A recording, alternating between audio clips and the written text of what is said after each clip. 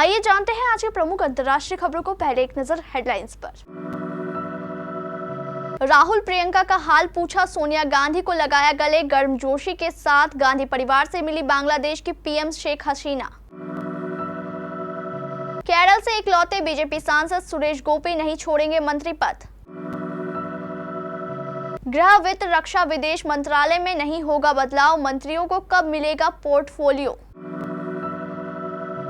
2019 में चुनाव हराया, 2024 में दे रहे हैं मंत्री बनने की बधाई। कंगना को थप्पड़ मारे जाने पर पहली बार बोले भगवंत मान। रद्द हो नीट परीक्षा, गड़बड़ी के आरोपों की जांच करेगा एसआईटी। यूरोपियन चुनाव में फ्रांस से लेकर जर्मनी तक राइट विंग का दबदबा। पाकिस्तान की बर्बादी की कहानी लिखी जा रही है, विनाश की तरफ बढ़ रहा है जिन्ना का देश। सोने की कीमत में गिरावट, चांदी भी हुई सस्ती। और एडवांस बुकिंग में छा गई चंदू चैंपियन, बॉक्स ऑफिस पर उठेगा तूफान। कांग्रेस संसदीय दल की अध्यक्ष सोनिया गांधी ने सोमवार 10 जून को बांग्लादेशी प्रधानमंत्री शेख हसीना के साथ नई दिल्ली में मुलाकात की। इस मुलाकात में उनके साथ रायबरेली से नवनिर्वाचित सांसद राहुल गांधी और कांग्रेस महासचिव प्रियंका गांधी भी मौजूद रहीं। इस मुलाकात की जानकारी कांग्रेस ने ऑफिशियल एक्स हैंडल पर एक पोस्ट के जरिए दी। इस दौरान बांग्लादेश की पीएम सोनिया गांधी से गले लगकर मिली। इसके साथ ही राहुल गांधी और प्रियंका गांधी को भी गले लगाया। शेख हसीना प्रधानमंत्री नरेंद्र मोदी के शपथ ग्रहण समारोह में शामिल होने के लिए शनिवार को दिल्ली पहुंची थे। इसके बाद उन्होंने बीते दिन रविवार को राष्ट्रपति भवन के प्रांगण में पीएम मोदी की शपथ ग्रहण कार्यक्रम में शिरकत की। इस कार्यक्रम में मालदीव के राष्ट्रपति मोहम्मद मोइजू, नेपाल के प्रधानमंत्री पुष्प कमल दहल प्रचंड और श्रीलंका के राष्ट्रपति रानिल विक्रमसिंघे सहित भारत के पड़ोसी देशों और हिंद महासागर के शीर्ष नेताओं ने भी हिस्सा लिया। केरल के त्रिशूर से नवनिर्वाचित बीजेपी सांसद सुरेश गोपी के मंत्री पद की शपथ लेने के बाद खबर चल रही है वह अपने पद से इस्तीफा देने जा रहे हैं। अब इस तरह की खबरों का उन्होंने खुद खंडन किया है। केरल से वह बीजेपी के इकलौते सांसद है जिन्हें मोदी मंत्रिमंडल में जगह दी गई है। बीते दिन मंत्री पद की शपथ लेने वाले 72 सांसदों में वह भी शामिल थे। सुरेश गोपी ने अपने एक एक्स पोस्ट में कहा, कुछ मीडिया प्लेटफॉर्म गलत खबर फैला रहे हैं कि मैं मोदी सरकार के मंत्रिमंडल से इस्तीफा देने जा रहा हूँ। यह पूरी तरह गलत है। प्रधानमंत्री नरेंद्र मोदी जी के नेतृत्व में हम केरल के विकास और समृद्धि के लिए प्रतिबद्ध है। प्रधानमंत्री नरेंद्र मोदी की कैबिनेट के शपथ ग्रहण के बाद से ही मंत्रालयों के बंटवारे को लेकर लगातार चर्चाएं हो रही है। इसी बीच सूत्रों के हवाले से खबर सामने आई है कि मोदी 3.0 कैबिनेट के मंत्रियों को पोर्टफोलियो का बंटवारा सोमवार 10 जून को हो सकता है। बताया जा रहा है कि सोमवार यानी आज देर रात तक पोर्टफोलियो को लेकर लिस्ट जारी हो सकते हैं। सूत्रों के मुताबिक रायसीना हिल्स के मंत्रालयों में बदलाव के आसार नजर आ रहे हैं। आसान शब्दों में कहे तो गृह, वित्त, रक्षा और विदेश मंत्रालय में बदलाव नहीं होगा। ये सभी मंत्रालय बीजेपी अपने पास ही रखेंगी। वहीं अन्य मंत्रालयों में एनडीए के सहयोगियों को समायोजित किया जा सकता है। 2024 के लोकसभा चुनाव के बाद देश में एनडीए की सरकार स्थापित हो गई है। इस समारोह में नरेंद्र मोदी ने तीसरी बार देश के प्रधानमंत्री के रूप में शपथ ली। ऐसे में मंत्रिमंडल का गठन किया गया, जहां गुना लोकसभा से ज्योतिरादित्य सिंधिया ने भी मंत्रिमंडल में शपथ ली। इसके बाद क्षेत्र में जश्न का माहौल है। रविवार को दिल्ली में प्रधानमंत्री मोदी के शपथ विधि के अवसर पर मध्य प्रदेश से 4 मंत्रियों ने भी शपथ ली।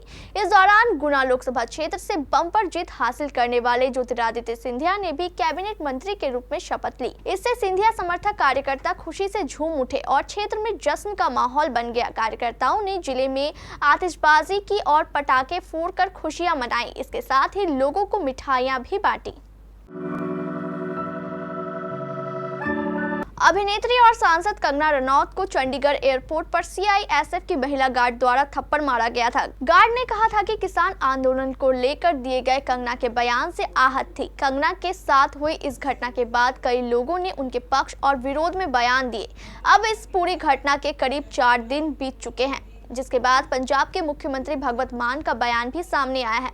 भगवत मान ने कहा है कि सीआईएसएफ कांस्टेबल के दिल में गुस्सा था। कंगना रनौत और सीआईएसएफ कांस्टेबल के बीच हुई घटना पर पंजाब के सीएम भगवत मान ने कहा कि वह गुस्सा था।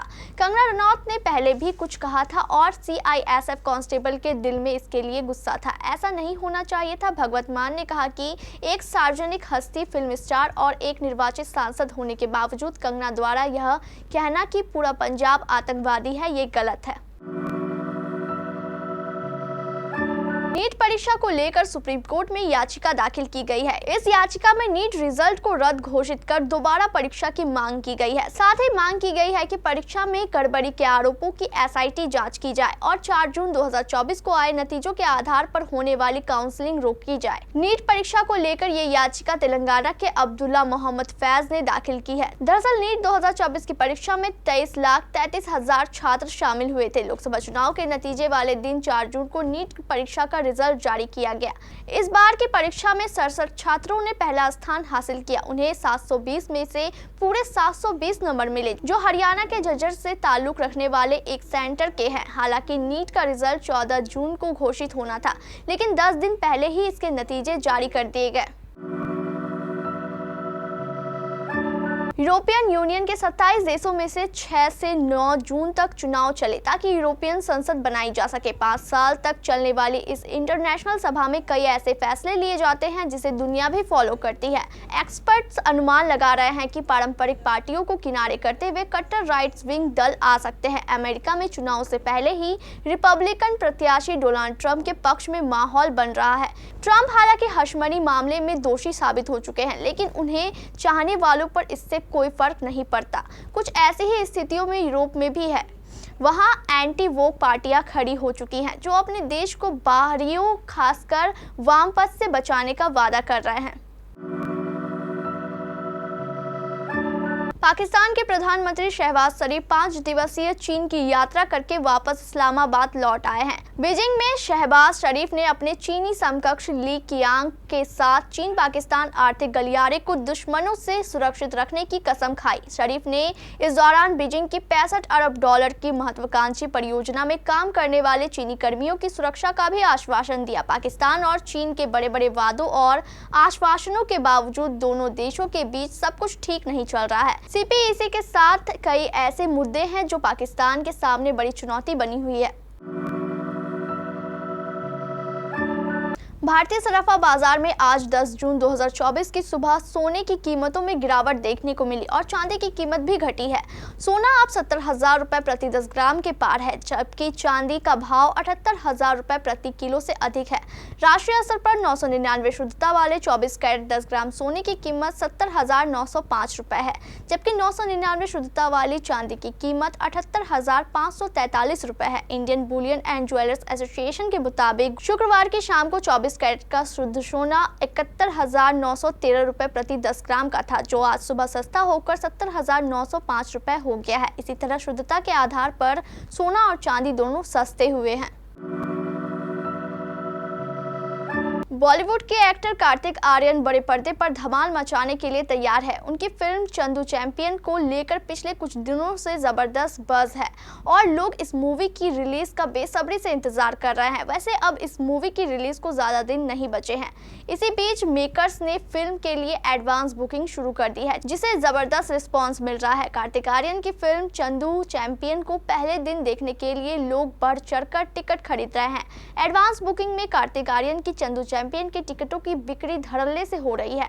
ओपनिंग डे के लिए अब तक 4,000 से ज्यादा टिकट बुक हो चुके हैं और रिलीज से पहले ही फिल्म ने बम्पर कमाई कर ली है। सैकनील की रिपोर्ट के मुताबिक कार्तिक आर्यन की फिल्म चंदू चैंपियन के 4,289 टिकटों की बिक्री हो चुकी है, जिससे फिल्म की कमाई 13.04 लाख हो गई है।